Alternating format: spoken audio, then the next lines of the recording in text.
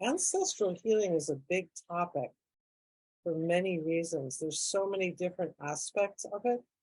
For instance, there's the aspect of ancestral healing that has to do with healing our connection with our ancestry, that restoration of continuity with that power source, with that source of blessing, with that deep, deep resource. When we heal our connection to our ancestry, there's a lot that comes through that opening. One could say, this is a possible way of speaking of it, that our ancestors are the most perfect fit for our DNA in terms of quality and kind of support from the divine through that particular heritage into us, into our life. There's another meaning of ancestral healing, and that is the healing of the wounds that are in us that did not come from our lifetime.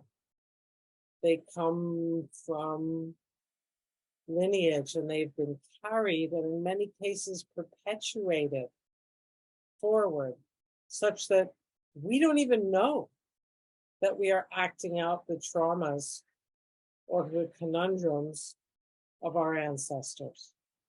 And so ancestral healing can also mean healing those wounds. Another aspect of ancestral healing has to do with there being two different kinds of ancestors, what in some traditions is called the washed and the unwashed. The ancestors that are washed are the ones who have attained unity.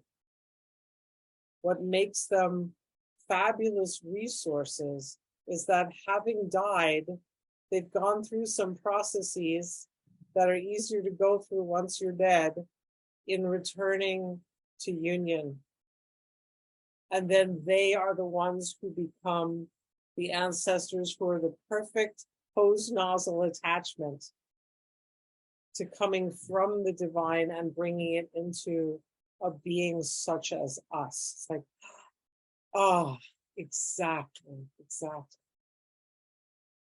Then there's the unwashed, the ancestors who have not made that journey and who may be a little ragged, frankly, who may have been through a few things, and that may be the ancestral wounds that we spoke of.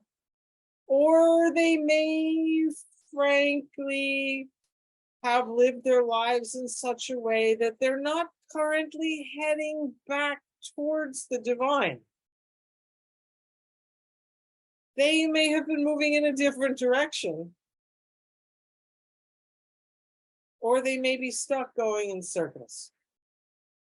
So ancestral healing also means doing the work that allows a substantial enough overflow into the unwashed ancestral cloud that is around us to be able to clean and return our unwashed ancestors into the process of returning to the one, which is one heck of a good deed. And doing good deeds, it's impactful to actually turn and return and help our ancestors go back. It's something very special that we can do for them, that those who are not their descendants don't have the same leverage and impact. And it cleans up karma in a very big way. I think, for instance, of many, many white people in this country whose ancestors were involved in slavery and slave practices and did some things that may take a lot of time for them to clean up unless we help them.